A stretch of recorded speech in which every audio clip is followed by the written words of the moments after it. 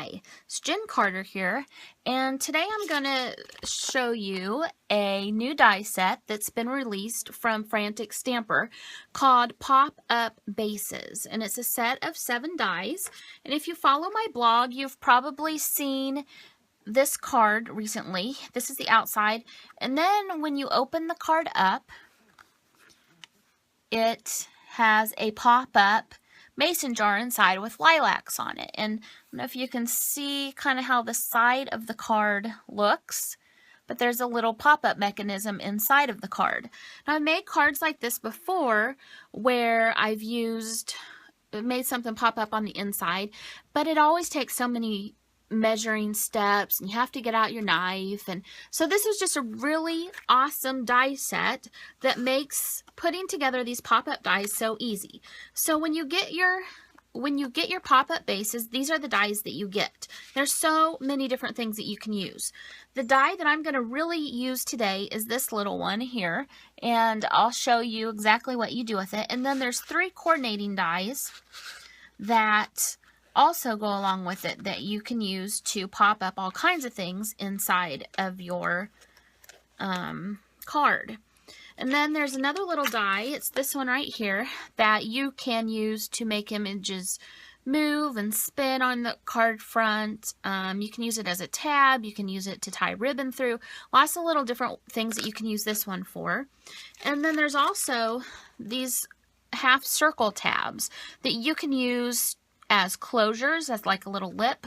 You can use them to hold pieces in place. Like if you wanted one on each side, you could put a gift card inside there. You could use them to hold a little sentiment card, things like that. But today I'm going to show you how to use this piece, and then you'll also get the idea of how you use the coordinating pieces that go with it. So we're going to create a card very similar to this, only it will be with a different flowers.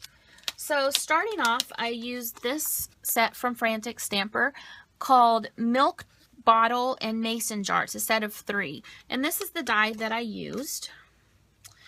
And I've already cut one of them out here.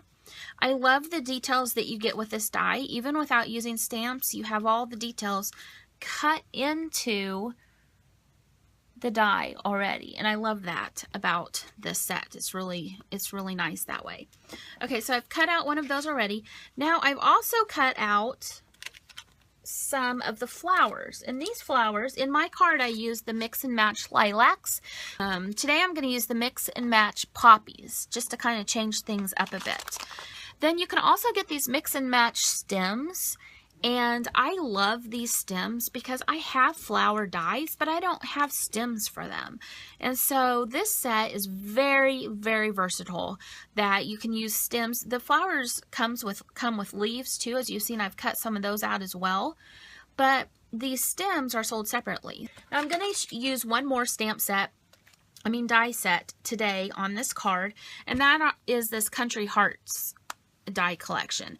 This is a great collection of hearts, and the one I'm going to use today is this little heart. There's a big heart just like it included in this die set as well that looks like this, but here's the littler version. And what I'm going to do is take my die. I love like the painted mason jars, and so that's kind of what I'm trying to mimic here, is that this is like an aqua painted mason jar, but I wanted you to be able to see the stems inside the card. So I'm going to cut out a heart from the mason jar, and when I do that, I get the mason jar, and then I get this heart, and it cuts out this cool little outline for it too, which I really love. So now I have 3 pieces.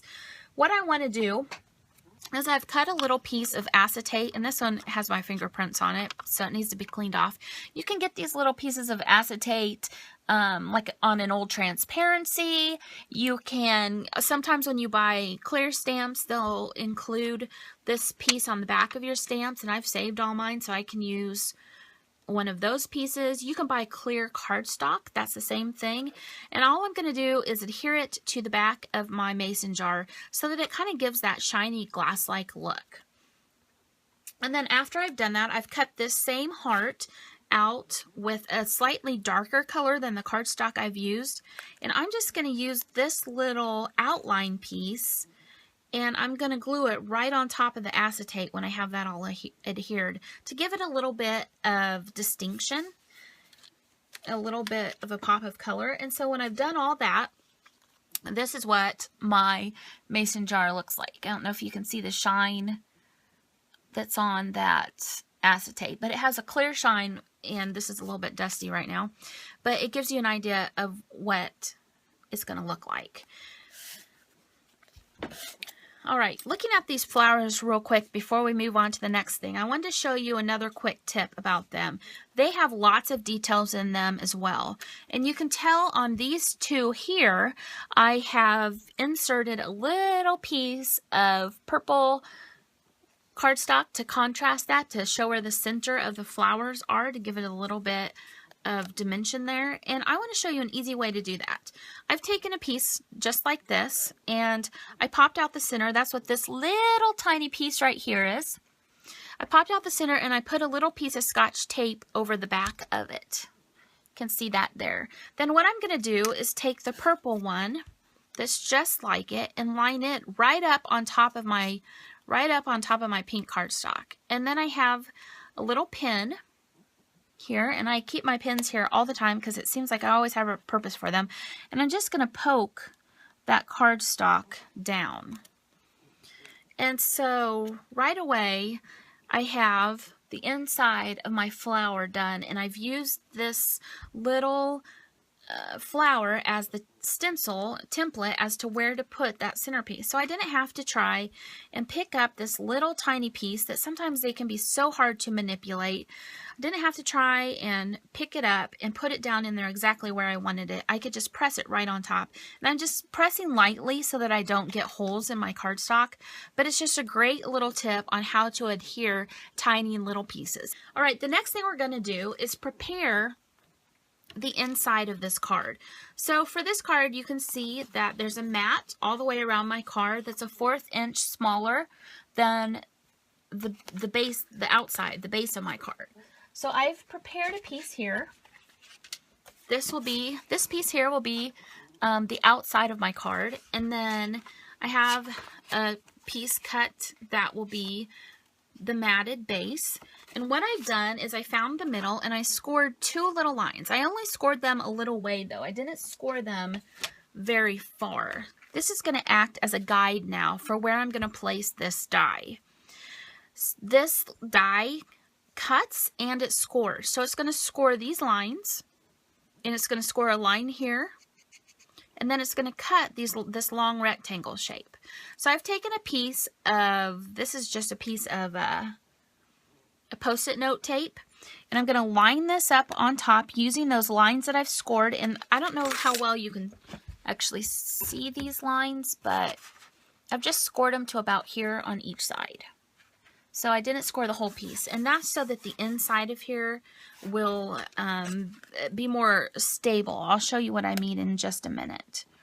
So I'm going to line up these with the lines that I've cut, and I'm just going to put this Post-it note tape right down on top of that like that. And I'm going to run it through my die cut machine.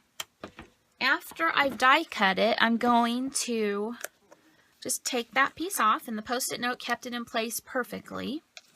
I'm going to take that piece off, and now you can see I have the scored line here where it's cut, and I have this line here where it's scored, and this line here where it's cut. So now I'm going to start manipulating this piece. But the reason that I didn't score it all the way through, even though I just kind of bent it out slightly there, was so that it would have more stability. Now when you attach your piece to this, it will have more stability, and it won't be wobbly. It'll help loosen that up. But you can go ahead and just fold this piece. I like to take a bone folder and just make it nice and crisp, and that'll help you later when you adhere it as well. So you can attach your image going up and down, which is how we're going to do it. Or you can turn this and have it sticking out long like this. But for this one, we're going to attach this face this way. Now, you can see if I were to leave it just like this, you're going to be able to see that bracket. And so what I will do before I attach this is I will take another little piece of cardstock to put behind there to cover that up. But first I will go ahead and arrange all of my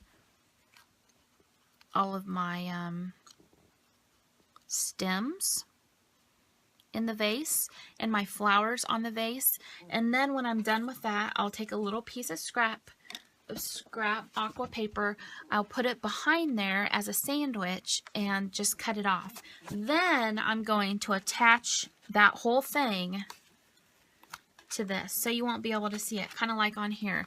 After I adhered the stems, then I covered it up with the blue cardstock, so then you cannot see the little tab behind it. So that'll be an important piece. But I hope that gives you an idea of how you use these dies, and I think that you will really enjoy them. There's just so many possibilities with them. Thank you for joining me today. Have a great day. Bye.